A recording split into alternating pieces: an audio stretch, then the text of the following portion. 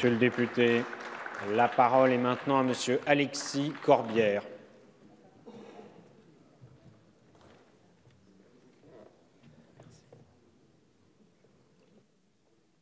Merci, Monsieur le Président, mes chers collègues, Madame la Ministre, Monsieur le rapporteur. J'irai à l'essentiel et de suite, immédiatement, je donnerai notre position. Nous voterons pour. Nous voterons pour le projet de loi organique qui est proposé.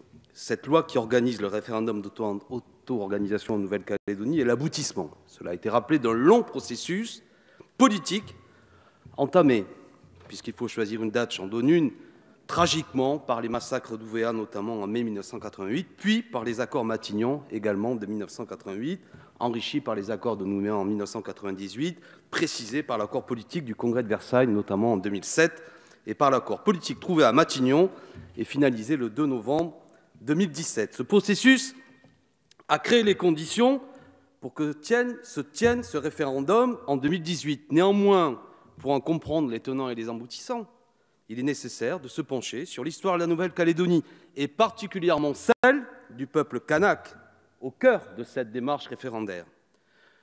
Lorsque la France prend possession de la Nouvelle-Calédonie en 1853, notre pays est clairement dans une démarche colonisatrice.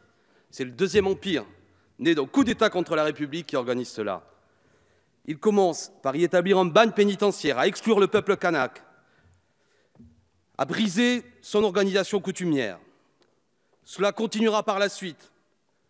Je rappelle ici que même sous la Troisième République, ce rapport colonial au peuple kanak prendra une forme spectaculaire qui a été souvent évoquée dans la presse et dans quelques ouvrages, celle notamment d'un groupe de 111 kanaks qui, à l'occasion de l'exposition coloniale, seront montrés tels des sauvages, présentés comme des cannibales, puis certains d'entre eux vendus, notamment à un cirque allemand, en échange de crocodiles, ou d'autres qui passeront quelques mois au jardin d'acclimatation.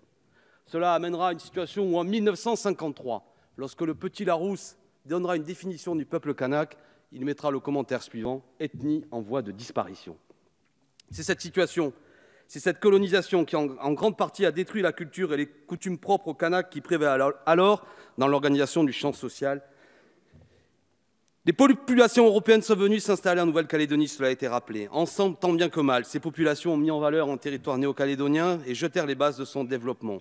Aujourd'hui, sur 260 000 habitants, les Kanaks représentent 40% de la population.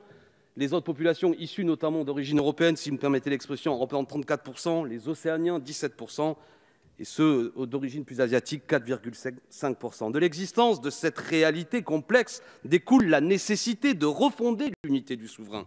C'est le sens civique de l'œuvre décolonisatrice que nous avons à entreprendre désormais.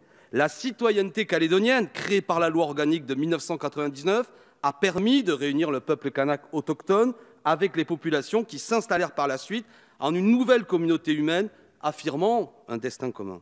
Il s'agit de refonder le contrat social entre les communautés qui vivent en Nouvelle-Calédonie et de partager une souveraineté avec la France. Néanmoins, le préambule de l'accord de Nouméa affirme la nécessité de prendre spécifiquement en compte l'identité kanak pour qu'elle soit mieux intégrée dans l'organisation politique et sociale de la Nouvelle-Calédonie. En 2018, mon groupe soutient ce processus d'autodétermination qui doit se dérouler de manière concertée, de manière pacifique et légitime.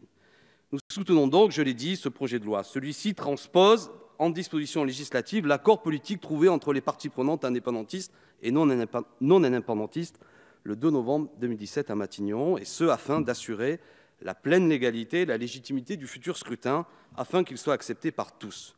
Nous sommes d'accord avec la volonté de réduire le plus possible l'abstention lors de ce scrutin démocratiquement crucial, en inscrivant d'office tous les électeurs qui ne le sont pas encore sur les listes électorales générales et spéciales pour ce référendum. Cette première disposition permet d'adjoindre 11 000 personnes de plus, 7 000 Kanaks et 4 000 Caldoches, comme on dit, à ce processus démocratique.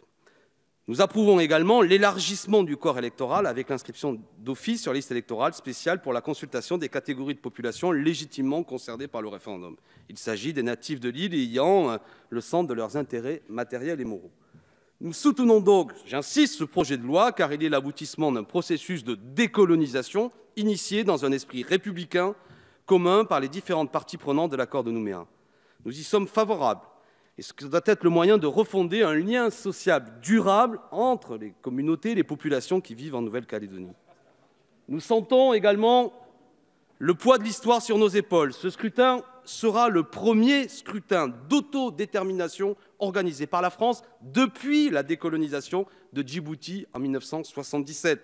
La Nouvelle-Calédonie étant inscrite depuis 1986 sur la liste établie par l'ONU des territoires à décoloniser. D'ailleurs, le comité spécial chargé d'étudier la situation en ce qui concerne l'application de la déclaration sur l'octroi de l'indépendance au pays et aux peuples coloniaux, plus connu sous le nom de Comité spécial des Nations unies sur la décolonisation, est actuellement en mission de visite en Nouvelle-Calédonie. Cela avait été suggéré par le gouvernement français lors du comité des signataires en novembre 2017.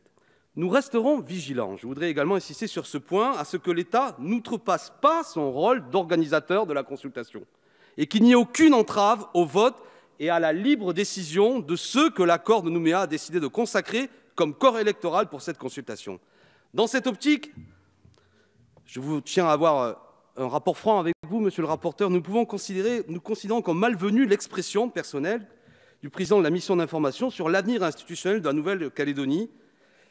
Vous avez exprimé votre attachement au maintien de la Nouvelle-Calédonie dans le giron français, alors même qu'il était en visite sur le territoire néo-calédonien. Non, je ne crois pas que ce soit la mission, justement. Il faut veiller à ce que nous ne outrepassions pas, comme je l'ai dit, nos missions spécifiques. La situation est extrêmement sensible. Cela peut être vécu, de toute évidence, comme une tentative d'influencer le scrutin, et toute provocation multiple qui entraînerait des crispations doit être évitée au vu de la sensibilité de la situation. Particulièrement, nous regarderons avec attention la teneur de la question qui sera posée aux électeurs, puisqu'elle sera déterminée par décret en Conseil des ministres. Le gouvernement doit être pleinement responsable de ce sujet, d'autant que la question, si l'on en croit le Premier ministre, sera simple et binaire. Le Conseil d'État a estimé que les délais entre l'adoption de cette loi organique et la tenue de la consultation, qui aura lieu au plus tard en novembre 2018, je le cite, sont particulièrement tendus. Il ne faut pas que la précipitation vienne entraver à la bonne tenue du scrutin. Pour conclure, je voudrais, car c'est important, rappeler actuellement les inégalités persistantes en Nouvelle-Calédonie.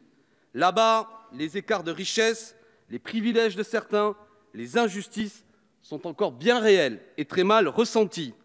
La colonisation a structuré une économie calédonienne à deux vitesses, pour ne pas dire pire, basée sur de fortes inégalités, notamment dans le domaine éducatif.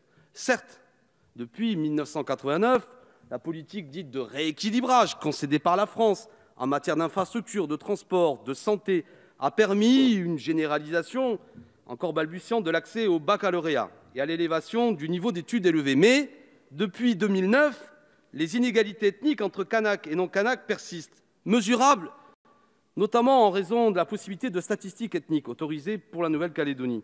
Et ainsi, en 2014, date du dernier recensement, on a pu observer que 36% des Kanaks âgés de 15 à 64 ans étaient sans diplôme, contre 17% pour les non-Kanaks. 5% des Kanaks ont obtenu un diplôme du supérieur, contre 28% des autres. Dit autrement, un non-Kanak a 8,3 fois plus de chances qu'un Kanak d'être diplômé du supérieur. Voilà, les Kanaks sont ainsi discriminés dans l'accès au logement. Une étude de la Ligue des droits de l'homme a même montré une discrimination dans l'accès de boîtes de nuit à Nouméa. Nous espérons donc que ce référendum d'autodétermination permette de progresser sur le chemin de l'égalité démocratique en Nouvelle-Calédonie et qu'il sera peut-être le début de la résorption des inégalités économiques et sociales entre les différentes communautés de l'île. Ce référendum doit être l'occasion d'une avancée vers les idéaux des Lumières, vers l'idéal républicain et la rupture nette avec l'ideuse caricature colonialiste qu'a pu connaître l'île. Voilà, je termine mon intervention en rappelant quelques noms, ils ont été évoqués pour certains, mais je veux saluer la mémoire de M. Jean-Marie Tjibaou, Yewene et également M. Éloi Machoro, qui a permis qu'aujourd'hui que nous arrivions à ce processus, je l'espère démocratique, qui permettra de redonner sa pleine disposition au peuple kanak et aux habitants de cette île pour qu'ils maîtrisent et qu'ils décident de ce qu'ils feront demain. Merci.